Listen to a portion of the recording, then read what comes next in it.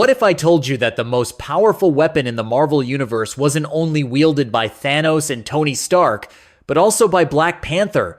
That's right. King T'Challa, ruler of Wakanda, once wore the Infinity Gauntlet with all 6 stones fully activated. This isn't a what-if story or a fanfiction. This actually happened in the comics. And today, we're breaking down exactly how it all went down, from the destruction of the multiverse to the rebirth of Wakanda. We will also get into why Black Panther was one of the few characters worthy of wielding that kind of unimaginable power. Let's begin. Before we enter Wakanda, a heads up. Wakandan lore is vast. If you're a fan of deeply cut comics and mind-bending MCU references, hit that like button and subscribe for more explorations into Marvel's hidden dimensions. Every like, every comment, every new subscriber helps us keep bringing you insights you won't get anywhere else. Let's get right into it. To understand how we got here, we need to start with one of the biggest threats the Marvel Universe has ever faced: the incursions. Imagine this: 2 universes colliding, their Earths heading straight toward each other like cosmic wrecking balls. When the 2 planets make contact, both entire universes are wiped out. That's what an incursion is. It's not just a war, it's complete annihilation. And the worst part? These incursions kept happening over and over across the multiverse, one Earth after another. It became a countdown to oblivion. The smartest minds in the Marvel Universe, heroes like Reed Richards, Iron Man, Doctor Strange, and of course Black Panther, tried to stop it. They formed a secret group called the Illuminati. Together, they made impossible decisions, including the unthinkable, destroying alternate Earths to save their own. It was brutal, heartbreaking, and morally devastating. But for T'Challa, there was always a line he tried not to cross. He wanted to find a better way, but time ran out. Eventually, the final incursion arrived. The main Marvel universe collided with the Ultimate Universe. Everyone fought: the Avengers, the X-Men, the Fantastic Four, even villains, but it was hopeless. In a matter of moments, everything was erased. Galaxies vanished. Heroes were turned to dust. Time itself collapsed. The Marvel Universe, as we knew it, was gone. But somehow, not everyone died. A small group of survivors had prepared a life raft, a specially designed ship that could survive outside of space and time. Inside it were the last surviving heroes: Mr. Fantastic, Captain Marvel, Star-Lord, Spider-Man, Thor, and yes, Black Panther. After floating in a void of nothingness for what felt like eternity, they finally awoke, but what they found was beyond belief. They had landed in a world made of scraps, a planet stitched together from the remains of destroyed universes. This place was called Battle World, and ruling over it as a god was Doctor Doom. Before this final incursion happened, Doctor Doom, Doctor Strange, and Molecule Man paid a visit to the Beyonders. This was their last-ditch effort to save the multiverse, and also Doom's chance to steal the power of the Beyonders and make himself the god of the Marvel Universe. Using the power of the Beyonders, Doom had rebuilt reality in his own twisted image. Battleworld was divided into regions, each ruled by different versions of Marvel characters, and Doom sat at the center of it all, worshipped like a deity. Even Doctor Strange had become his loyal right hand. Everyone believed Doom had always been the creator.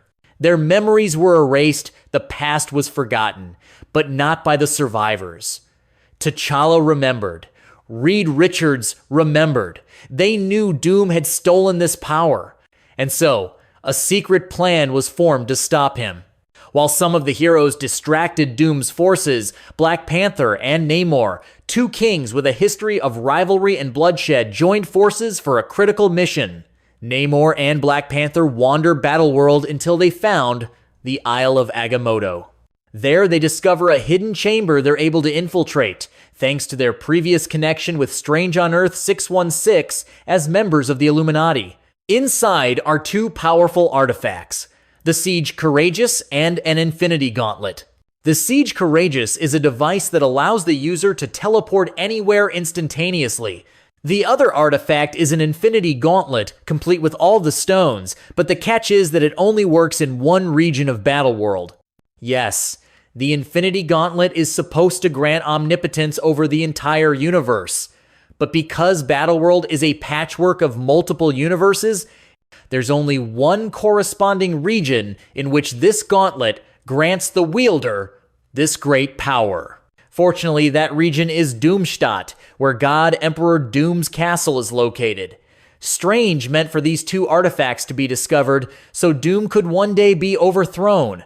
Black Panther and Namor continue to wander until they reach the Deadlands, where Black Panther convinces the zombies there to follow him, since he is the king of the dead. The most powerful heroes and villains of the Marvel multiverse fight on the steps of Castle Doom when the Battle of Two Gods takes place. God Emperor Doom fights the Infinity Gauntlet wielding Black Panther, each trading devastating blows. T'Challa and Namor sent in their undead army to overwhelm Dr. Doom's forces. Doom tried a little bargaining, offering to restore Wakanda and Atlantis if Black Panther and Namor would just quit it already with the invasions. However, T'Challa and Namor stayed on mission. After Doom rises from a fatal blast from Tchalla, he unleashes a blast of his own against Black Panther and Namor. T'Challa is able to survive thanks to the gauntlet, but Namor is killed. Ultimately, Doom manages to crush the Infinity Gauntlet, ending the fight. He realizes, however, that was just a distraction.